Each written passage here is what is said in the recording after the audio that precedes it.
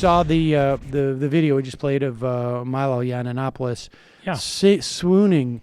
Now, unfortunately for him, work a little bit on his course, goose step, though. He doesn't know that there are things like called contact lenses that exist, or glasses, and so he had no idea that the white supremacists he came into the establishment with were still there, and that they were Sieg heiling him. Otherwise, he would have stormed off that stage. I can tell you right now, because he's married to a black man, and But what's fascinating is you can see there's so much in that piece, and we're gonna talk about it with the report. But you can see there's so much in there about how the right exists and grows. I mean, this is we finally gotten to really the sort of the end game. As the sort of like the zeitgeist of the conservative movement has sort of moved into where like there's not even the shame or or they're they've moved past having to be ashamed. Right. They're just on the verge. It happens the first time you have one of those guys on your show. So somebody points out, hey, Sean Hannity had somebody on who had neo-Nazi ties. And they just sort of laugh it off and like, oh, well, that was a couple years ago and he was drunk and when you're drunk, you can't always make out the goose step, and you know what I mean? And then as it goes on, this is the way we always talk about this stuff, the sort of frog and the boiling in the pot thing, which is a terrible metaphor. But by the way, in any case, and it happens slowly, and then they associate a little bit more with neo-Nazis and a little bit more, and before you know it, it's sort of an intermingling, and you don't really know who is who. I can't think of his first name, but he's a nut himself, and I think kind of knows that. Representative Massey from Kentucky, who came out and said, they kept voting for me and Rand, meaning Rand Paul, I thought that the party was heading libertarian. But I realized after a while, they were just voting for the craziest bastard in the primary. And the libertarians happened to be the ones here, but if there'd been somebody who had been Nazified, I'm now adding my 2 cents to it. He didn't say that.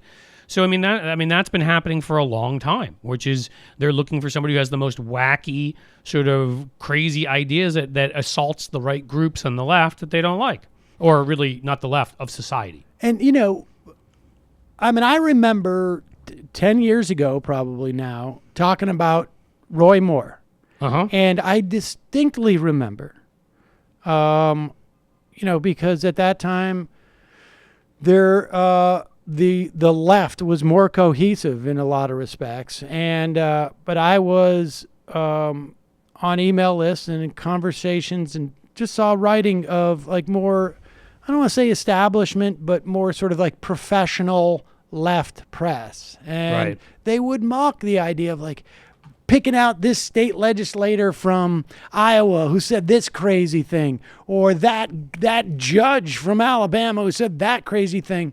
And the thing is that not only were they wrong in why that was important to do, and we see this like with like what like the Southern Poverty Law Center does, where they track these things, but B, it also gives a very clear picture. I mean, these are the idea that Roy Moore. Now, it's possible Doug Jones could win. If there's ever been an opportunity to steal a seat in Alabama, this would be it. Yeah. But Roy Moore, the fact that he's this close and could very well be, if you had to bet. Let's be honest, he is the favorite in that race. I think Doug The fact that this guy is going to sit in as a senator, and frankly, even like a guy like Mike Pence is, an indictment away from the presidency. Yeah. The guy who's the head of the precursor to this crazy Freedom Caucus, the Conservative Study Committee, which was then considered by, and you can dig up quotes at the time from mainstream members of the Republican Party and certainly from more moderate members, that this was considered the crazy group.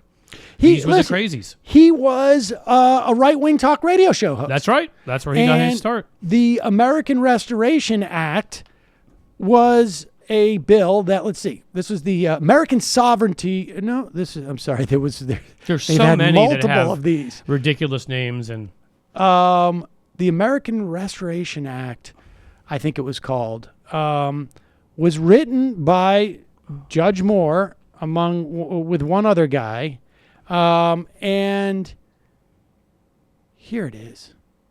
It was written by Roy Moore. It was the Constitutional, Restoration Act, and it was in 2005. And this is a piece. We're trying to restore religion to the Constitution, because that's how it was originally meant. It is described as a bill, quote, to limit the jurisdiction of federal courts in certain cases and promote federalism. The legislation seeks to make it possible for Congress to remove any judge who refuses to acknowledge that the basis for all law, liberty, and government is God. And exactly how written, Thomas Jefferson wrote it. That was what Matt was saying the other day. It was, according to Liberty Magazine, designed to reverse nearly 140 years of legal actions to the states whereby religious fundamentalists can have more control over the outcome of decisions. Okay? This was Roy Moore and a guy named Herb Titus, who was the vice presidential nominee of an openly theocratic U.S. Constitution Party. Oh, yes. And you're familiar with that party specifically, right? the U.S. I think there was actually a version. What was the name of the right-wing nut who was their longtime nominee for many years? They would nominate him for president. He was part of the original sort of, we trace the origins of the right. I forget his name, but not LaRouche. No, different guy. Not LaRouche. I can't No, remember. Lyndon LaRouche had a cult, but I'm just saying I remember I read about that party a bit, and there are valid comparisons you can make to certain politics in the Middle East, but that was certainly with Republicans, and but fascist parties in Europe. Certainly fascist parties in Europe, but that one was like, that was just the direct analog. There was no distinction. Because remember, all this work I did when I was working on a PhD, I eventually, of course, never wrote a dissertation for, because that's how I like to use my time. One of the guys who was in the rise of the right, when you trace it back and you start with sort of the National Review in the mid-'50s, and you even go through the American Enterprise Institute in the 50s, and they start funding cores, get involved, whatever. This guy, and he's driving me nuts, and I could look it up, but he was a constant nominee and on the Constitution Party. So they've been a part of this sort of nexus for a long time. Mike Pence was one of the initial sponsors of this bill, including Brownback, Zell Miller, Richard Shelby, Lindsey Graham. There we are, Howard Phillips. And this is 10, 12 years ago. And so, this is where these are where these things lead to. Yeah. There's, the thing is on the right, maybe this will exist on the left, and we'll see it. We'll have a better sense of this 10, 15 years down the road. But the right is very good at piloting programs and then scaling them. Yeah. They have the apparatus to do it. That's what ALEC is all about. They have other apparatus to do it. And they have a lot of apparatus. Yes. And they have a lot of money. Right. Well, people invest in the long term.